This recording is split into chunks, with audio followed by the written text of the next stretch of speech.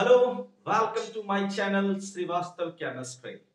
और आज मैं आपके लिए लेकर आया हूं सॉलिड स्टेट, जो कि यह आपके 12 का फर्स्ट चैप्टर है। और जैसा कि आप लोगों को पता है कि पिछले एग्जाम में सीबीएसई ने यहां से क्वेश्चन नहीं पूछा था, लेकिन 2021 में जो स्टूडेंट अपियर होंगे उनको यहां से क्वेश्चन आने वाला है। तो देखो, वेटेज तो आपको पहले से पता है चैप्टर का, और ये चैप्टर काफी अच्छा सा और इजी चैप्टर है। काफी इजी वे में आप इजीली पढ़ोगे।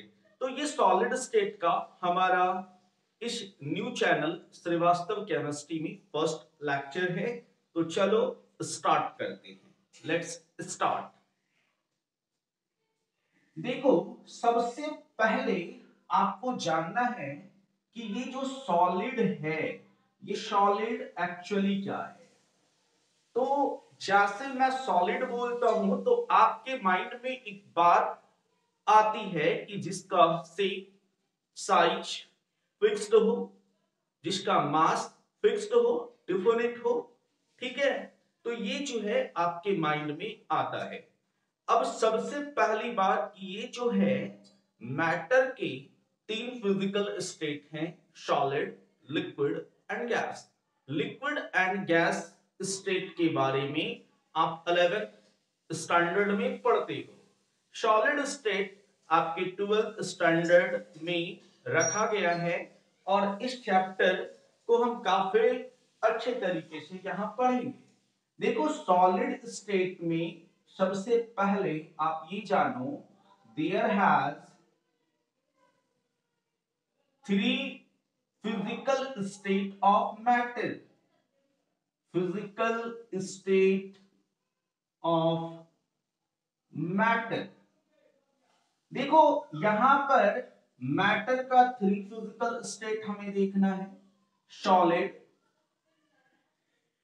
फिर क्या होता है लिक्विड, और फिर क्या होता है गैस। देखो, सॉलिड जो है ये आपको पढ़ना है। सॉलिड आपको यहां 12th स्टैंडर्ड में पढ़ना है। सॉलिड में क्या होते हैं कि जो कंस्टिट्यूएंट होते हैं, कंस्टिट्यूएंट इसका मतलब आप साफ साफ समझ लो, ये एटम भी हो सकता है, मॉलिक्यूल भी हो सकता है, और आयंस भी हो सकते हैं। कंस्टिट्यूएंट पार्टिकल का मीनिंग आप समझ पा रहे हो। यहां जो कंस्टिट्यूएंट होते हैं वो एक दूसरे के क्लोजली पैक्ड होते हैं। कंस्टिट्यूएंट एक दूसरे के काफी नजदीक होते हैं। कंस्टिट्यूएंट यहां पर क्लोजली पैक्ड होते हैं। लिक्विड के केस में कंस्टिट्यूएंट्स जो होते हैं थोड़े फार होते हैं, थोड़े डिस्टेंस पर होते हैं। इनके बीच, इनके कंस्टिट्यूएंट के बीच थोड़ा सा सेपरेशन होता है, दूरी होता है, जिसके कारण ये जो है ना क्या करते हैं, ये इजीली अपनी जगह से दूसरे जगह मूव कर सकते हैं। अब देखो, गैसियस स्टेट के केस में क्या होता है, जो कंस्टिट्यूएंट होता है वो एक दूसरे से काफी फार होता है, जिसके कारण इनके बीच जो फोर्स ऑफ अट्रैक्शन है, जो कंस्टिट्यूएंट के बीच लगने वाला फोर्स है, वो काफी वीक होता है। दैट मींस नेग्लिजिबल भी आप कह सकते हो। हमें यहां देखना है सॉलिड स्टेट मैनली। तो देखो, यहां पर जो इंटरन्यूक्लियर डिस्टेंस होगा, इंटरन्यूक्लियर डिस्टेंस, इंटरन्यूक्लियर डिस्टेंस जो होगा, या फिर इंटर पार्टिकल डिस्टेंस, तो इंटर पार्टिकल डिस्टेंस यहां पर क्या होगा, इंटर पार्टिकल डिस्टेंस। यहां इंटर पार्टिकल डिस्टेंस काफी कम होता है। दो कंस्टिट्यूएंट के बीच जो डिस्टेंस है वो काफी कम होगा, इसलिए इंटरमॉलिक्यूलर फोर्स यहां पर क्या होगा, इंटरमॉलिक्यूलर फोर्स काफी स्ट्रॉन्ग होगा, स्ट्रॉन्गर होगा। ठीक है, तो ये बात आपको समझ में आ रही है। इसके कंपैरिजन में यहां कम होता है, internuclear distance, inter particle distance काफी ज्यादा होता है, जिसके कारण इंटरमॉलिक्यूलर फोर्स सॉलिड के कंपैरिजन में कम होता है। और गैस के केस में बात करो तो ये इंटर पार्टिकल डिस्टेंस काफी लार्ज होता है और इंटरमॉलिक्यूलर फोर्स काफी वीक होता है। ये आप वीकर कह सकते हो। क्लियर है?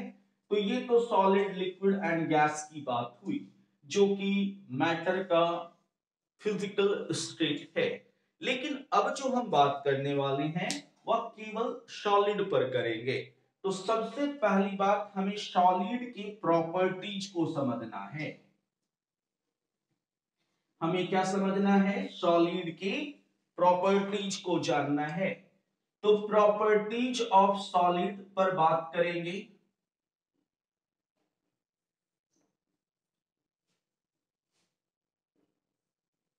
तो पहला जो प्रॉपर्टी है, आप लोग 9th 10th स्टैंडर्ड से पढ़ते आ रहे हो, definite shape,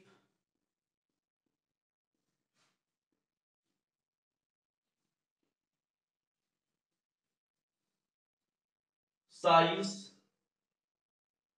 and fixed mass. ये पहली प्रॉपर्टी है सॉलिड का। शेप एंड साइज क्या होता है? फिक्स्ड होता है। शेप एंड साइज फिक्स्ड होने के पीछे रीजन अभी तुरंत मैंने आपको बताया कि कंस्टिट्यूएंट्स पार्टिकल जो है वो एक दूसरे के काफी क्लोजर होते हैं, जिनके कारण इनके बीच जो फोर्स ऑफ अट्रैक्शन होता है वो काफी स्ट्रांग होता है, जिसके कारण इसका जो शेप होता है वो फिक्स्ड होता है। क्लियर? दूसरा प्रॉपर्टी हमारे पास है high melting and boiling point.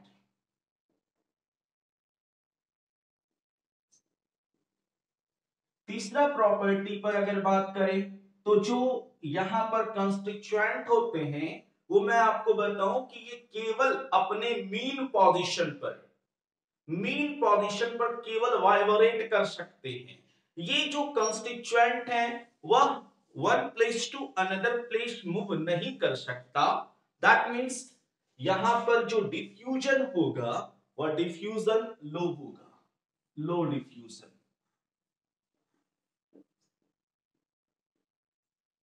तीसरा हो गया। चौथा देखो, इसकी कॉम्प्रेसिबिलिटी। अगर आप दबाओ तो ये क्या कॉम्प्रेस होगा। तो जहां तक आप देख पा रहे हो ये सॉलिड है, मैं इसको दबा रहा हूं तो कॉम्प्रेस ये ना के बराबर होता है। तो सॉलिड में जो कॉम्प्रेसिबिलिटी है वह क्या होगी? काफी कम होगी, low compressibility.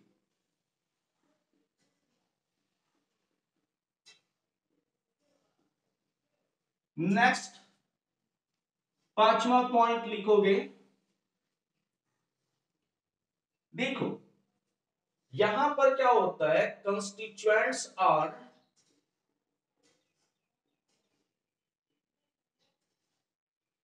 Tightly packed,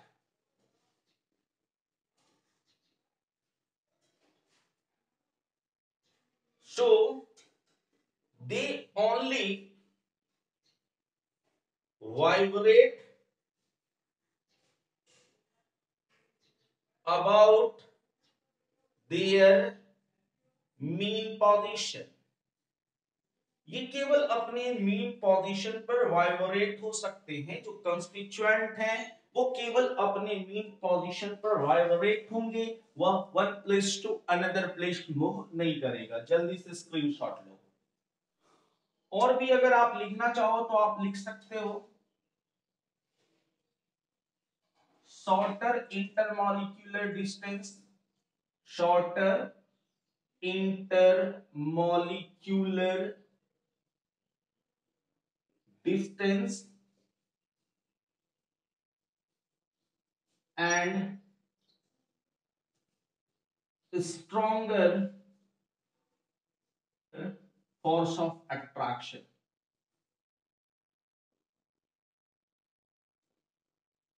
particles के बीच क्या होता है? फोर्स ऑफ अट्रैक्शन क्या होता है? स्ट्रॉन्गर होता है। एक बात और आप लिख सकते हो, दे आर रिजिड।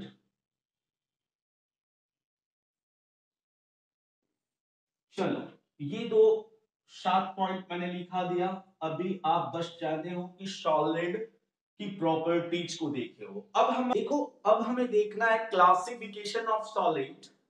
तो देखो, क्लासिफिकेशन को समझने के पहले आपको मैं बता दूं कि ये जो क्लासिफिकेशन ऑफ सॉलिड है क्रिस्टलाइन एंड अमॉर्फस के फॉर्म में, ये जो क्लासिफाई किया गया है, ये कंस्टिट्यूएंट पार्टिकल के अरेंजमेंट के बेसिस पर क्लासिफाई किया गया है।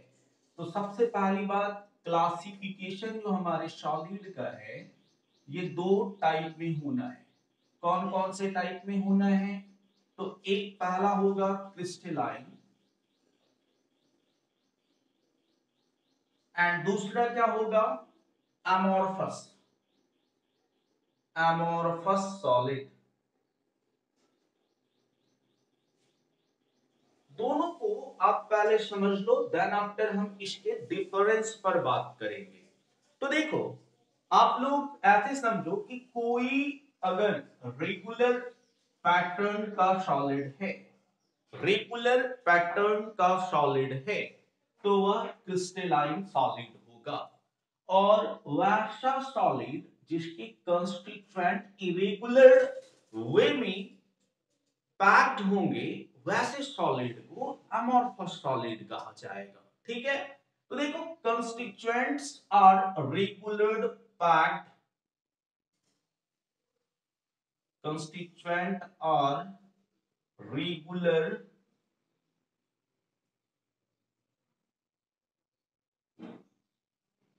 in solid and arranged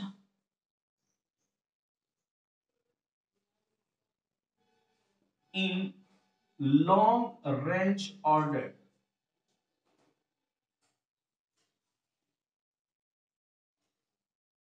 यहां पर क्या होगा? कंस्टिट्यूएंट्स जो होंगे वो रेगुलर होंगे और ये लॉन्ग रेंज ऑर्डर्ड में अरेंज होंगे।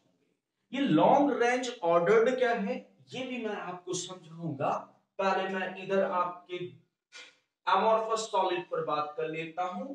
यहां जो कंस्टिट्यूएंट होंगे वह इरेगुलर अरेंज्ड होंगे। irregular arrangement of constituent, irregular arrangement of constituent, and they are arranged in short range order, and they are arranged in short range और शॉर्ट ऑर्डर्ड। देखो, दोनों मीनिंग सेम बताता है कि यहां पर जो कंस्टिट्यूएंट हैं वो इरेगुलर मैनर में अरेंज्ड होते हैं, लेकिन यहां पर जो कंस्टिट्यूएंट हैं वो रेगुलर वे में अरेंज्ड होते हैं सॉलिड में। तो इसको कैसे समझोगे उस पर मैं बात करता हूं। मैं पहले इसे इरेज कर लेता हूं, ठीक है? देखो, समझ में आ रहा है? एकदम आएगा, इजी वे में समझ में आएगा। देखो, जैसे कि ये क्रिस्टलाइन सॉलिड है और इसके बीच कंस्टिट्यूएंट ए और बी है, फिर ए, फिर बी है, फिर ए। देखो, यहां पर ए है तो फिर क्या होना है? बी, फिर क्या होना है? ए, फिर बी, फिर ए, फिर बी। ये जो कंस्टिट्यूएंट हैं वो देखो रेगुलर अरेंज्ड है। ए के बाद बी आ रहा है, फिर ए के बाद बी के बाद ए, फिर ए के बाद बी, फिर बी के बाद ए आ रहा है। वैसे ही इधर भी देखोगे तो ए के बाद बी आ रहा है, फिर यहां पर क्या आना है? ए, यहां क्या आना है? बी, यहां पर फिर क्या आना है? ए, यहां पर क्या होना है? बी, और यहां पर फिर ए। देखो, आप हर एक जगह जो कंस्टिट्यूएंट है ना वो रेगुलर ऑर्डर्ड में है, रेगुलर वे में है, और इसी को लॉन्ग रेंज ऑर्डर्ड भी कहा जाता है कंस्टिट्यूएंट के अरेंजमेंट का। जबकि अमॉर्फस सॉलिड में क्या होता है कि ए के बाद बी आना है, बी के बाद फिर ए आया, लेकिन फिर यहां पर बी ना आकर ए आ, सॉरी, बी ना आकर यहां पर ए आ गया, और फिर यहां बी। देखो यहां पर जो अरेंजमेंट है ना वो ब्रेक हो जाता है कंस्टिट्यूएंट पार्टिकल का। कंस्टिट्यूएंट पार्टिकल का जो अरेंजमेंट है वो ब्रेक हो जाता है। ये लॉन्ग रेंज ऑर्डर्ड में नहीं होता। यहाँ बी है, फिर हो सकता है कि यहाँ ए हो, फिर यहाँ हो सकता है कि ए हो जाए। तो यहाँ पर जो कंस्टिट्यूएंट का अरेंजमेंट है ना वो अरेंजमेंट रेगुलर और लॉन्ग रेंज ऑर्डर्ड में नहीं होता है। इस बात को माइंड में आप शिफ्ट कर लो। क्लियर है? इसे ट्रू सॉलिड भी कहा जाता है, ट्रू सॉलिड कहा जाता है। और इसे क्या कहा जाता है? इसे फॉल्स या फिर सूडो सॉलिड भी कहते हैं। क्या कहते हैं? Pseudo solid. ठीक है, अब देखो दोनों के डिफरेंस को जब हम बताएंगे तो ये पूरा क्लियर हो जाएगा। चलो डिफरेंस पर बात। अब देखो हम चलते हैं क्रिस्टलाइन एंड अमॉर्फस सॉलिड के डिफरेंस पर। देखो डिफरेंस पर हम जब बात करते हैं तो सबसे पहले ये देखना है कि क्रिस्टलाइन सॉलिड में जो कंस्टिट्यूएंट पार्टिकल अरेंज होते हैं वह डिफिनिट एंड रेगुलर वे में होते हैं। देखो यहां पर डिफिनिट एंड रेगुलर अरेंजमेंट होता है कंस्टिट्यूएंट पार्टिकल का।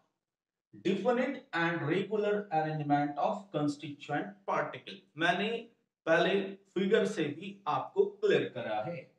अब देखो यहां पर जब अमॉर्फस के लिए हम बात करेंगे तो कंस्टिट्यूएंट पार्टिकल वह अरेंज इरेगुलर वे में होते हैं। कंस्टिट्यूएंट पार्टिकल का जो अरेंजमेंट होता है वह इरेगुलर होता है। दैट मींस जो पार्टिकल्स के अरेंजमेंट है वह बीच में ब्रेक कर जाता है। क्या कर जाता है? ब्रेक हो जाता है। अब देखो दूसरा जो डिफरेंस है ये काफी इंपॉर्टेंट है और कभी कभार ऑब्जेक्टिव में यहां से क्वेश्चन भी होता है which solid is known as long range ordered solid. तो देखो जब भी लॉन्ग रेंज ऑर्डर्ड की बात होगी तो हमारा जो क्रिस्टलाइन सॉलिड है ये लॉन्ग रेंज ऑर्डर्ड सॉलिड होता है। कैसा सॉलिड होता है बच्चों? लॉन्ग रेंज ऑर्डर्ड सॉलिड होता है। और फिर यहां अमॉर्फस सॉलिड की अगर हम बात करें तो ये शॉर्ट रेंज ऑर्डर्ड सॉलिड होते हैं। मतलब कि कंस्टिट्यूएंट पार्टिकल का जो अरेंजमेंट होता है वो शॉर्ट रेंज में होता है। क्लियर? अब देखो तीसरा जो हमारे पास है कि ये ट्रू सॉलिड है। मैंने पहले भी बताया है कि ये ट्रू सॉलिड है और ये सुपर कूल्ड लिक्विड भी कहे जाते हैं या फिर इन्हें ही सूडो सॉलिड भी कहा जाता है। सॉलिड में ये सूडो सॉलिड है। कौन सा? Amorphous solid. और इसे सुपर कूल्ड लिक्विड भी कहा जाता है। चलो नेक्स्ट देखते हैं। ये एन आइसोट्रॉपिक प्रॉपर्टी को रिप्रेजेंट करता है। देखो ये काफी इंपॉर्टेंट है। एन आइसोट्रॉपिक एंड आइसोट्रॉपिक ये जो आप देख रहे हो ये काफी इंपॉर्टेंट पॉइंट है। देखो यहां पर an isotropic property crystalline solid show करता है। इसका मीनिंग क्या है कि जो फिजिकल प्रॉपर्टीज हैं जैसे रिफ्रैक्टिव इंडेक्स, जैसे रेसिस्टिविटी, ये हर एक डायरेक्शन में डिफरेंट होगा। किस केस में? क्रिस्टलाइन सॉलिड के केस में। बोलोगे सर कैसे मान ले? तो देखो यहां पर मैं एक फिगर से दिखाता हूं। ए बी ए बी ए, फिर देखो B A B A B. Constituent particle का अरेंजमेंट आप देख पा रहे हो। फिर यहां देखो ए बी ए बी ए। देखो ये जो है क्रिस्टलाइन सॉलिड में कंस्टिट्यूएंट पार्टिकल का अरेंजमेंट है। ये तो आप समझ पा रहे हो। अब देखो अगर आप इधर जाओ तो ए के बाद बी आ रहा है, इधर भी ए के बाद बी आ रहा है। लेकिन अगर आप इस डायरेक्शन में जाओ तो केवल ए आ रहा है। इस डायरेक्शन में केवल बी आ रहा है। दैट मींस यहां पर हर एक डायरेक्शन में जो प्रॉपर्टी होगा, फिजिकल प्रॉपर्टी होगा, वो डिफरेंट होगा। इसलिए इसे क्या कहा गया? एन आइसोट्रॉपिक कहा गया। ठीक है, बात क्लियर हो पा रही है। लेकिन अगर आप अमॉर्फस सॉलिड की बात करो तो अमॉर्फस सॉलिड में क्या है कि जो कंस्टिट्यूएंट का अरेंजमेंट है वो इरेगुलर है, इसलिए ये आइसोट्रॉपिक इन नेचर होते हैं। मतलब जो फिजिकल प्रॉपर्टीज है, चाहे वो रिफ्रैक्टिव इंडेक्स हो या फिर रेसिस्टिविटी हो, कंडक्टिविटी हो, ये हर एक डायरेक्शन में सिमिलर होगा। क्लियर? अब देखो यहां पर नेक्स्ट जो हमारे पास पॉइंट है, they have sharp melting point. Melting point जो क्रिस्टलाइन सॉलिड का होता है वो अमॉर्फस के कंपैरिजन में हाई होता है, इसलिए कहा गया they have sharp melting point. जबकि यहां पर क्या होता है कि ये किसी फिक्स्ड टेम्परेचर पर मेल्ट हो जाता है। तो यहां पर वैसा कुछ नहीं है कि इसके लिए एक जो है लार्ज अमाउंट ऑफ एनर्जी चाहिए, तो ये they melt over a certain range of temperature. Clear? अब देखो नेक्स्ट हमारे पास जो क्रिस्टलाइन सॉलिड के लिए है कि जब आप इसे क्या करते हो, किसी शार्प धारदार चाकू से, शार्प एज नाइफ से कट करते हो, तो ये क्या करता है ना, जो ये डिफरेंट डिफरेंट जो आपको अरेंजमेंट, जो आपको ये डिफरेंट पार्ट्स देगा, वह डिफरेंट पार्ट का जो शेप होगा वो फिक्स्ड होगा, उसकी जो ज्योमेट्री होगी वो फिक्स्ड होगी। तो यहां पर क्या कहा जाता है कि जब ये काटा जाए तो एक क्या करता है, ये क्लीन क्लीवेज को गिव करता है। जबकि अगर आप अमॉर्फस सॉलिड की बात करो तो ये इरेगुलर क्लीवेज देता है। जैसे कि आप प्रैक्टिकली देख सकते हो, आप घर में क्या करो, एक मिरर लो और नीचे गिरा दो, भैया मत गिराना नहीं तो बहुत सुनने को मिलेगा। देखो क्या करो कि मिरर जब गिरता है तो देखे ना, हर एक कट क्या होता है, डिफरेंट होता है। क्लियर? लेकिन वहीं पर अगर कोई डायमंड है और डायमंड को कट किया गया है तो वो एक फिक्स्ड ज्योमेट्री देगा और उसका जो क्लीवेज होगा वो क्लीन होगा। अब बोलोगे सर इतना तो डिफरेंस आपने बता दिया, पहचानूंगा कैसे कि कौन सा अमॉर्फस है कौन सा क्रिस्टलाइन है? तो देखो एक चीज और मैं बताता हूं, फील कर सकते हो आप, जब आप क्रिस्टलाइन सॉलिड को हाथ में लोगे तो ये रवादार लगेगा, क्रिस्टल्स के फॉर्म में होंगे। जैसे आप NaCl को लेकर टच करो, आपको वो स्मूथी फील नहीं देगा। लेकिन आप पाउडर्ड को टच करो, पाउडर्ड को फेस में लगाते हैं ना, तो पाउडर्ड को जब आप टच करते हो तो वो स्मूथी फील देता है, वो स्मूथ होता है काफी। दैट मीन्स जो पाउडर्ड है वो क्या है, आपका अमॉर्फस सॉलिड है, और जबकि जो ये NaCl है ये क्रिस्टलाइन सॉलिड है। अब देखो बहुत सारे इसके एग्जांपल्स हैं, आपके जितने भी आयोनिक सॉलिड हैं जैसे ZnCl, KCl, NaCl, डायमंड, ये सभी कौन से सॉलिड हैं, crystalline solid. Quartz SiO2 that is also a crystalline solid. अब देखो अमॉर्फस की बात करेंगे तो पाउडर्ड हो सकता है, ग्लास हो सकता है, ठीक है, क्वार्ट्ज सॉरी ग्लास। अब देखो इसमें और क्या हो सकता है, रबर हो सकता है, प्लास्टिक हो सकता है। तो बहुत सारे एग्जांपल्स हैं, और जब भी एग्जाम में आएगा तो ये 2 या 3 मार्क्स के क्वेश्चन में होगा, 4 डिफरेंस लिखोगे, क्लियर हो जाना है। ठीक है, तो चलो फिर मिलते हैं आपसे नेक्स्ट क्लास में, तब तक के लिए बाय एंड थैंक्स।